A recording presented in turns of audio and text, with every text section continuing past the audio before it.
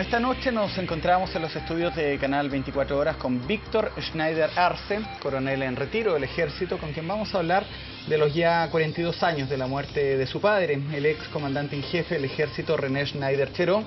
Vamos a repasar las etapas de su vida, las consecuencias que trajo su muerte hasta el día de hoy y los nuevos antecedentes que han ido conociéndose. ¿Cómo está, coronel? Muy buenas noches. Cristian, buenas noches. Son 42 años. ¿Cómo se vive esta fecha de la muerte de su padre? Yo lo decía en la introducción, un hombre que en los años 70 y en la década también, finales de los 60, marca la historia de Chile. Bueno, en estas fechas, después de 42 años, la conmemoración que se hizo hoy día, que cumplimos 42 años, se fue en familia, se hizo una misa. Posteriormente nos reunimos en la casa en forma privada. De a poco ha pasado el tiempo y desde que aquella fecha terrible para la familia, un 25 de octubre de 1970, haber pasado... Un día como hoy, en que Sudamérica y el país, digamos, pero fue una conmoción muy grande, en cual estuvimos prácticamente 3-4 meses la familia en el tapete de la noticia.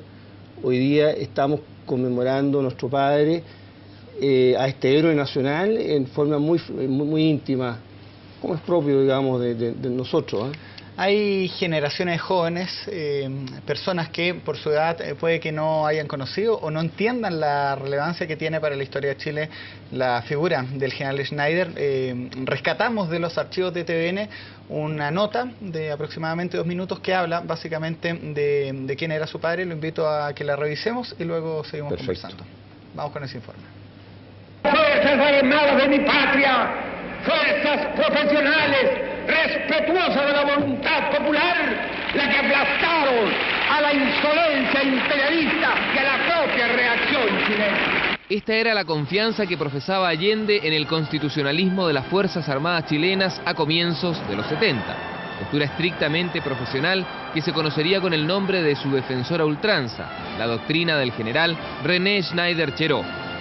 Por eso, cuando se quiso mover a una reacción de los militares que evitara la ratificación de Allende en el Congreso, se pensó en dejarlo fuera de circulación a través de un secuestro que finalmente terminó con el comandante en jefe del ejército muerto. Primera víctima de la violencia política en los 70, perdía la vida en medio de una conspiración que involucraba a miembros de Patria y Libertad, el grupo de extrema derecha, con militares en retiro y todos financiados por la CIA. En calle Martín de Zamora, poco antes de llegar a Américo Vespucio, se concretó la Operación Alfa. A las 8:45 de la mañana del 22 de octubre de 1970, el oficial ingresó agónico a un pabellón quirúrgico. Una bala le había perforado el hígado, otra el pulmón. Los planes de impedir que Allende asumiera el poder se diluían con la misma vida del general. La confabulación fracasa. El 24 de octubre, el Congreso ratifica el triunfo de la Unidad Popular. Al día siguiente, Schneider muere en el hospital militar. Nada impidió entonces que la democracia siguiera su rumbo, aunque la intervención de uniformados en el proceso político abría paso a lo que después se convertiría en hechos de la causa.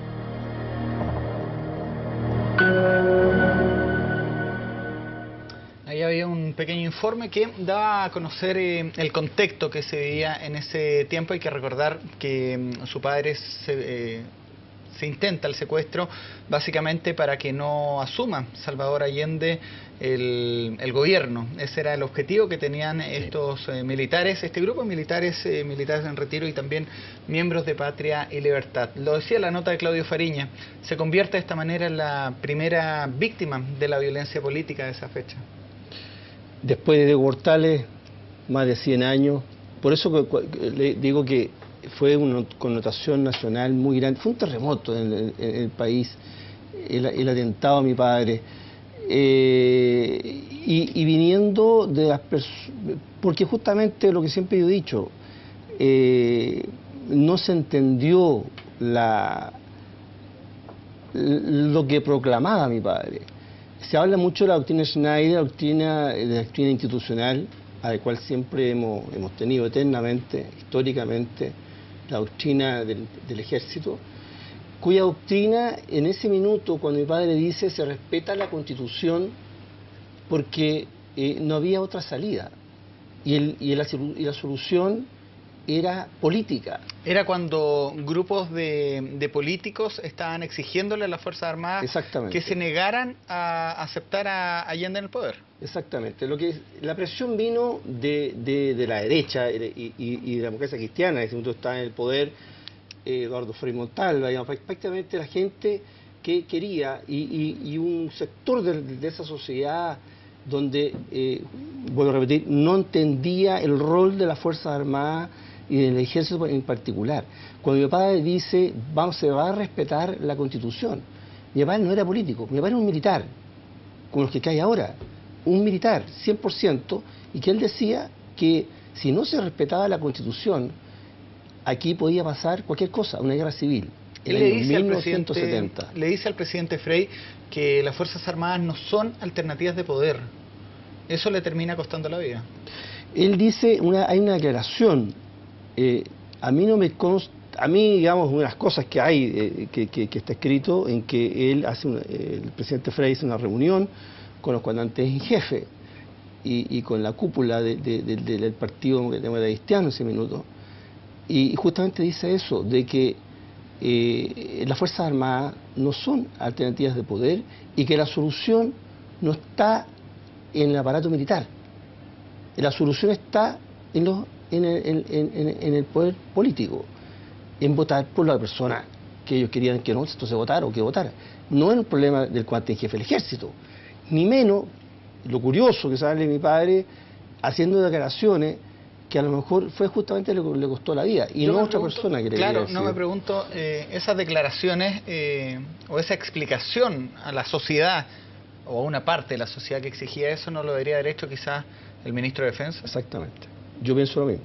El ministro de Defensa o quien estaba en el poder o el político que el presidente, el ministro de Defensa, pero no un comandante en jefe, porque a mi papá lo llevan a la arena política y lo que él no quería ir a la arena política, y lamentablemente le costó la vida por eso, porque él dio la cara, nadie dio la cara en ese minuto, lo dejaron solo.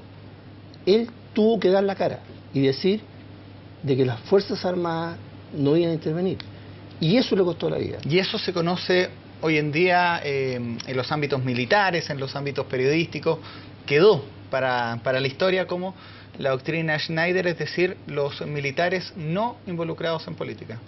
Claro.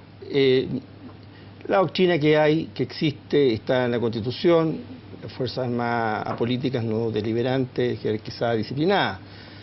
Eso es lo que decía mi padre. Pongamos esto en contexto, coronel. Su padre asume en el año 69, luego de lo que se conoce también en los libros de historia como el Tacnazo.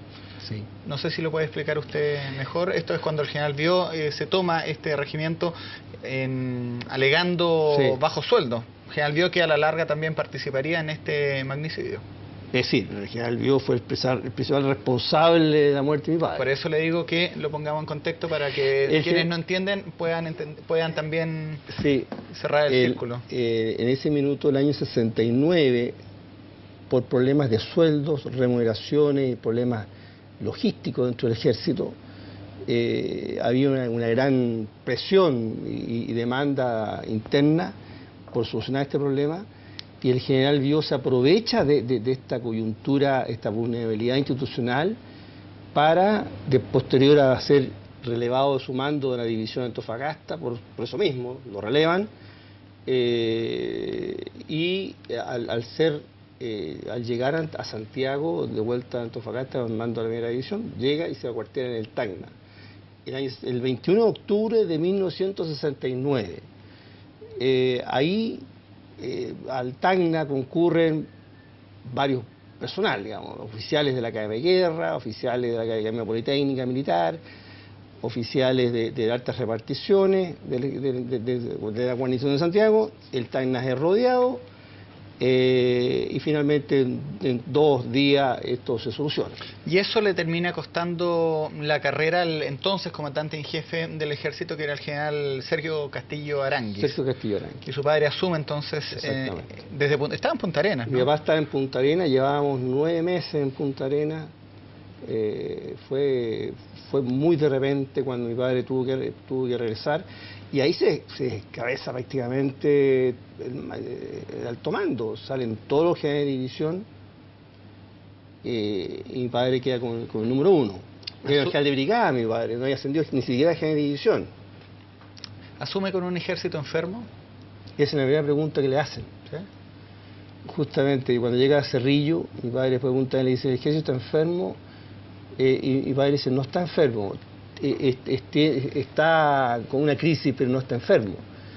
Y en la realidad, en ese minuto, mi padre asume en un momento crítico, en el sentido de la presión que existía, la demanda, los problemas internos y un tanto desunido, porque sí, habían bandos, digamos, que estaban no de acuerdo con el alto mando, digamos. Yo lo ¿sí? conversaba con un ministro de Defensa, con Francisco Vidal, en septiembre, con una entrevista de otro tema, pero hacíamos un repaso del rol del ejército o de las Fuerzas Armadas en la historia de Chile, y él me decía que en la década de los 69, 60, entre los tiempos más o menos del mando de su padre y también del general Carlos Prat, el ejército había sido aislado prácticamente por la sociedad. No estaban muy integrados como se ve hoy. ¿Comparte eso? Sí. Se veía en una burbuja. Pero ese no es responsabilidad de las Fuerzas Armadas o del Ejército. No, es de la sociedad. Es de la sociedad. Claro. Y vuelvo a lo que decía, en una institución que no era muy conocida, y porque los políticos de la época, sin distinción de algún color político determinado, sino que los políticos de la época, y esto se viene acarreando de mucho tiempo atrás, de los años después del 24, con todos los pronunciamientos, de décadas que las Fuerzas Armadas fueron postergadas, especialmente en su logística y en sus remuneraciones. Y eso hace que la institución se vaya a los cuarteles. Entonces comienza con un poco como un yeto hacia adentro, y también comienza un aislamiento que justamente genera ahí un tema de desconocimiento, y como un poco no saber cuál era el rol del ejército, cuál era el rol de las Fuerzas Armadas en esta sociedad que en ese minuto del año 70 había que enfrentar una crisis política, y el ejército sí jugaba un rol, pero un rol dentro de la Constitución. ¿Usted cuántos años tenía y qué estaba haciendo un día como hoy, hace 42 años? Tenía 15 años, era alumno de la escuela militar, era recluta, cadete de la escuela militar. Su padre era el comandante en jefe. Y me revistó. Ya. Bueno, y me me imagino... pasó una revista. Bueno, hay un programa, el programa Requiem de Chile, que hace un documental histórico del funeral de su padre, que fue uno de los más grandes que ha recordado sí. el país. Bueno, son 42 años que usted, de cierta manera, guarda silencio, casi 40 años, hasta que escribe este libro. Se llama General Schneider, un hombre de honor, un crimen impune. ¿Por qué esperar 40 años para poder escribir esta historia? Yo lo escribí el año 2009 y lo lanzamos en el 2010. Se conmemoraba 40 años y bicentenario. Primero que todo porque antes no lo podía escribir, yo era servicio activo, primera razón. Hay muchas cosas que ahí las pude decir estando en retiro, que antes no las podía decir. En segunda medida, yo pienso que nunca es tarde hablar de mi papá.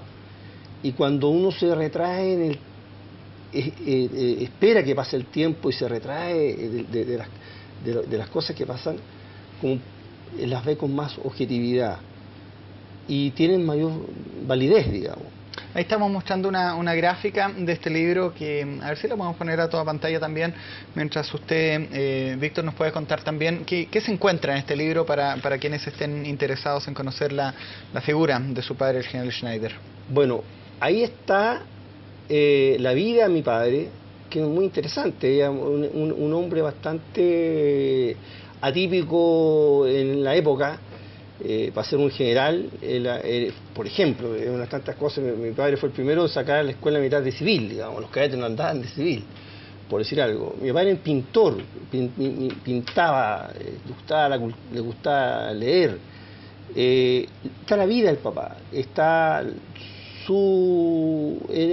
ser humano en sí, está la sumisión del mando, y siempre he dicho que en la vida de los hombres todos tienen su cuarto de hora. Usted habla de un destino, yo leí el el libro. destino, sí, y él le tocó ese minuto, el cuarto de hora, y así se enfrentó. Está el capítulo del proceso, ahí está la impunidad, y está el capítulo final que engloba todo y que finalmente es el honor de un soldado, los valores que se trastocaron, el antítesis de esto, mi padre, de la deslealtad al cual sus compañeros de armas, la deshonestidad. Vamos a hablar de eso porque es un capítulo que me parece interesante del libro, pero usted habla de que su padre era un personaje atípico. ¿Qué siente usted o qué responde usted cuando se habla del general Schneider como un general democrático, el general constitucionalista también que se llama? No. Mi padre era, como vuelvo a repetir, un militar, era democrático como todo, estaba la democracia, digamos.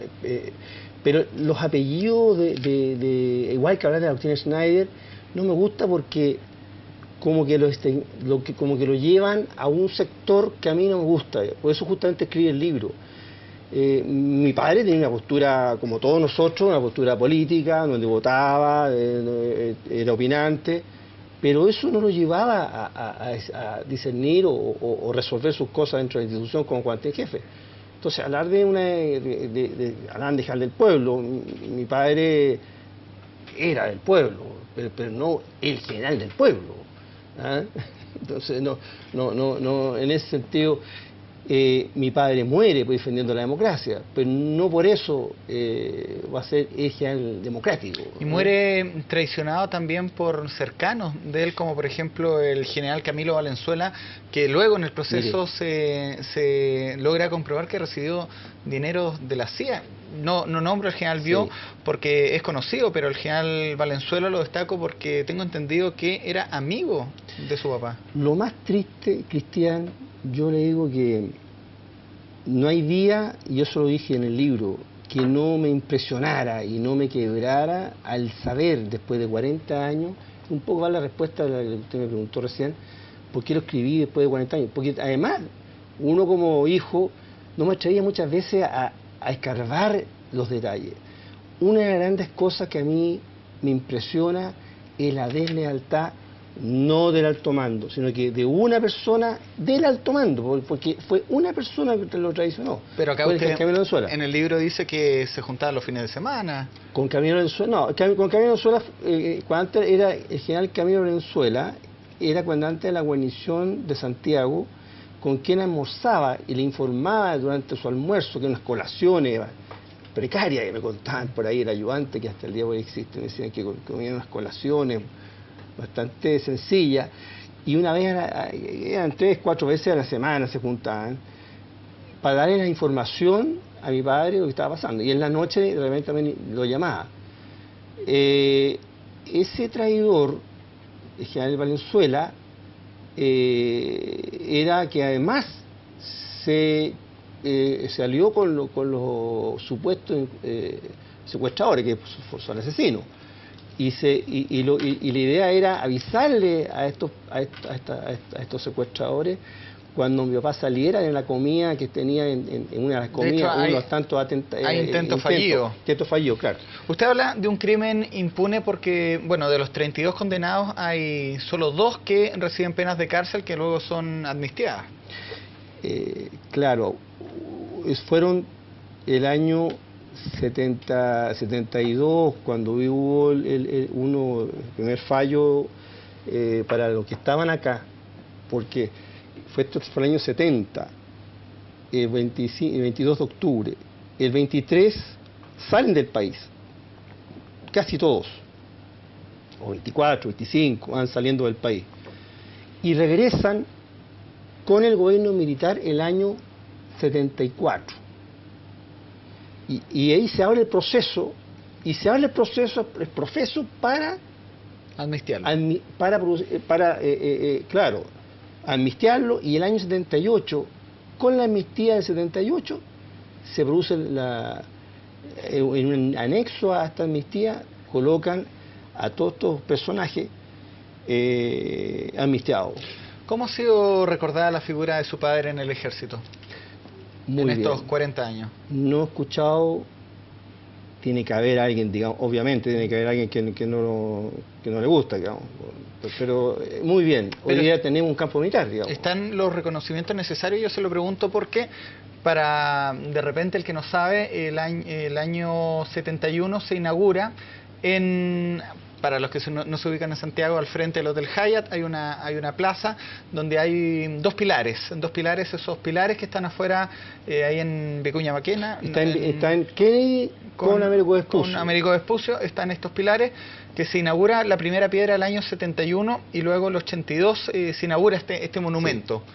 Sí. Y de ahí no se sabe del general Schneider hasta el año 98. Claro. Ahí está. Y después del 2001 que se inaugura el campo militar de la Reina. ¿Qué pasa entre el año 82 y el 98? El gran olvidado. ¿Qué más le puedo contestar? ¿Por qué? ¿Por quién?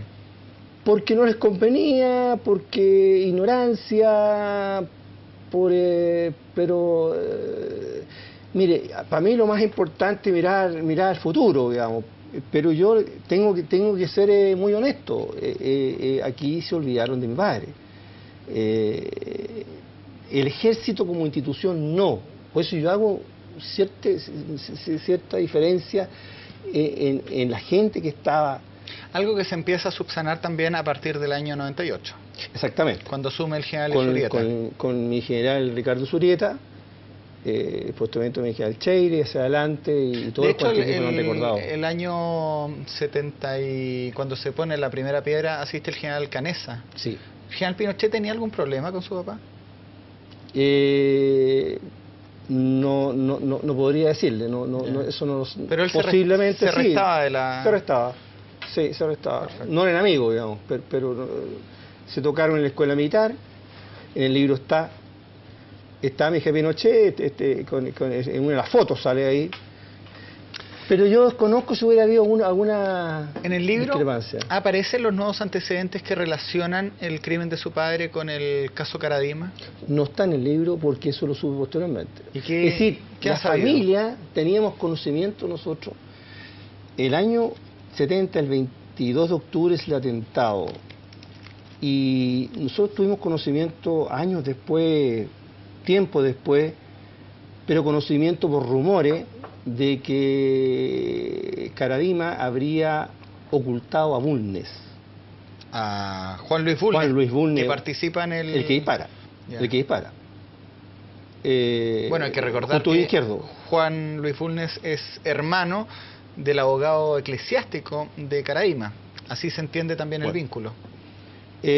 Bueno, ahí está. Y es ocultado por Caradima en uno. Y esto lo supe después de cuando leímos con Alicia Monk, que es la autora de uno de los libros que tiene ella, que habla de las atrocidades de este caballero. Ahí supe del testimonio de Hamilton y de todas las víctimas. Tengo entendido que se jactaba de haber hecho esto. Claro. Más allá de la persona particular de Caradima, yo creo que eso habla de que un sector de la sociedad no entendió entonces la figura de su padre. Exactamente. Ese sector de la sociedad, que es muy pequeña en ese tiempo, que justamente insertada en este asunto también de la iglesia, y era como un poco la antítesis de lo que éramos nosotros, digamos, la institución del ejército que era muy cerca de nuestra sociedad, digamos, esta sociedad llamada Chile, ¿no? Y esta gente, como secta ahí, obviamente, que menos entendía el rol de institución, digamos. ¿Ah? A mí me extraña, a mí una de las cosas que me impactó, cuando realmente me reafirmó ante un rumor, y posteriormente fue como este testimonio que fue, vuelvo a repetir, después de que escribí el libro, si no hubiera estado ahí, digamos. Perfecto. Hablemos del libro para terminar, el que esté interesado en conocer la vida de su padre, porque tengo entendido que este libro está en librerías, está en unidades militares también para que lo conozcan las nuevas generaciones. ¿Dónde se puede encontrar? ¿Cuál es la editorial que lo...? Bueno, está en las páginas justamente de internet, sale, digamos, están todas las librerías donde se pueden encontrar, la librería Antártica, en el Parque Arauco, Puerto Las Condes, Plaza, todos los centros. O sea, no es difícil llegar. No, está en la librería, sí.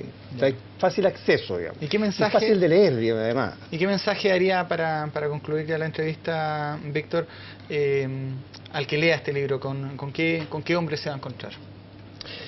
¿Con qué biografía? Sirve para todas clases de edades, digámoslo así, y fundamentalmente para las nuevas generaciones de civiles y militares, y se va a encontrar con un hombre en que entregó su vida por nuestro país a través del ejército. Se va a encontrar con valores, fundamentalmente valores que hoy día es importante recalcarlo, y no valores militares, sino que valores de honestidad, por ejemplo, de coherencia. Es fácil hablar de ética y moral, pero es difícil de repente practicarlo, llevarlo a la práctica y que eso signifique la muerte. De repente ser coherente, por Dios que es difícil, y sobre todo cuando uno está mandando una institución con responsabilidad de mando, tener un poder determinado, y ser coherente, uno dice, bueno, hay que ser, de repente tiene un costo, y muchas veces un costo personal, y en este caso... Hablábamos de que el general Valenzuela recibió dinero de la CIA. Y no lo devolvió. Aparte que no lo devolvió, la figura de Nixon y de Kissinger, ¿qué rol juegan acá? Lo que pasa es que al hacer esta declaración, mi padre, de que iba a respetar la Constitución y que el proceso electoral se hiciera dentro de las normas legales, Estados Unidos no le convenía tener un país marxista, digamos. Entonces, Kissinger, que era el secretario de Estado en ese minuto, a través de la CIA, manda un comando para acá, y con dinero, sabiendo que ya aquí había un grupo organizándose, digamos, mal organizado, pero tratándose de organizar, con una planificación de complot para atentar. Entonces, Kissinger es el otro responsable desde ya más lejos. ¿Y han pensado? Ese mi padre es el obstáculo para ello. ¿Y han pensado finalmente, ya para terminar, como se han reabierto casos de derechos humanos, pedir la reapertura de este caso que ha tenido nuevos antecedentes, como hemos ido conociendo? Primero que todo está prescrito. La familia, hemos sido muy dignos en esto, hemos tratado de, si pudiésemos abrir el caso, sería ideal, pero legalmente no se puede. Pedir, después podríamos abrir por ahí, pedir al Estado indemnización, pero la familia no está en esa situación. No se nos ha pasado ni por la mente hacerlo, porque yo creo que mi papá vale más que cualquier costo y valor. Mi padre vale lo que está donde está. Yo creo que lo que sí me gustaría que algún día esta sociedad que está tan convulsionada y tan materialista, nos pudiéramos ver nuestra historia y rescatar los grandes valores de nuestra historia. Uno de los valores de nuestra historia es mi padre. Y ahí rescatarlo, y eso me gustaría, y rescatarlo como héroe, porque es un héroe nacional. Mi padre evitó una guerra civil. Y muchos muchos lo desconocen, son pocos los que lo saben de primera fuente, y qué mejor que leer este libro que usted ha escrito también para conocer de mejor manera este hombre que evitó esta guerra civil, que bueno, también estaríamos toda la noche hablando de lo que ocurrió ya años posteriores. Muchas gracias por acompañarnos. Gracias, Cristian.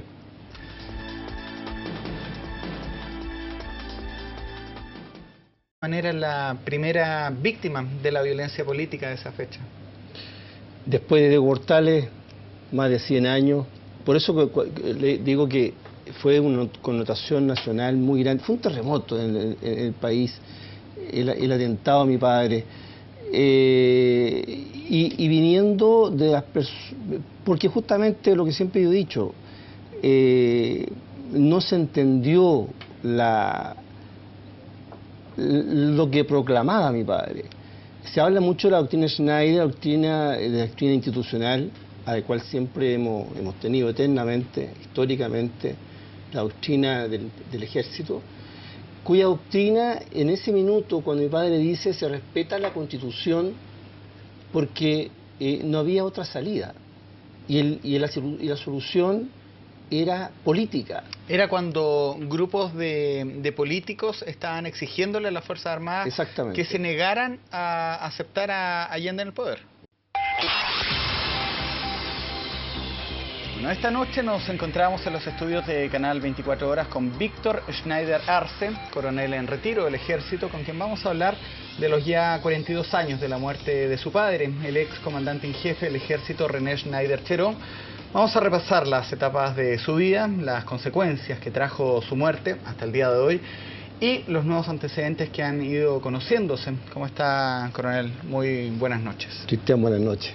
Son 42 años. ¿Cómo se vive esta fecha de la muerte de su padre? Yo lo decía en la introducción, un hombre que en los años 70 y en la década también, finales de los 60, marca la historia de Chile.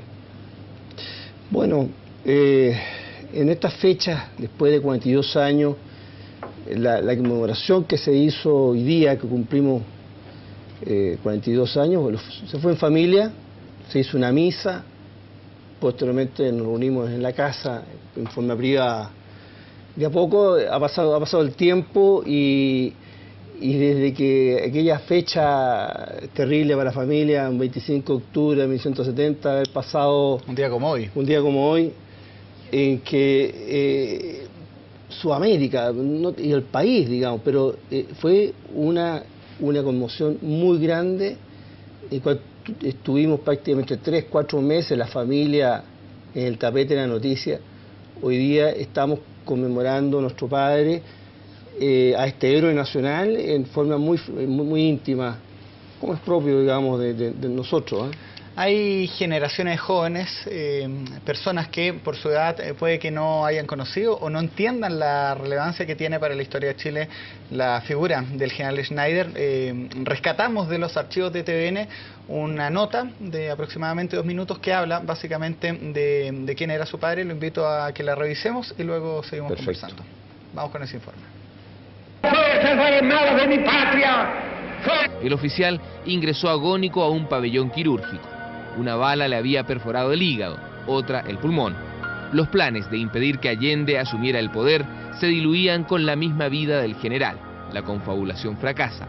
El 24 de octubre, el Congreso ratifica el triunfo de la Unidad Popular. Al día siguiente, Schneider muere en el hospital militar. Nada impidió entonces que la democracia siguiera su rumbo, aunque la intervención de uniformados en el proceso político abría paso a lo que después se convertiría en hechos de la causa.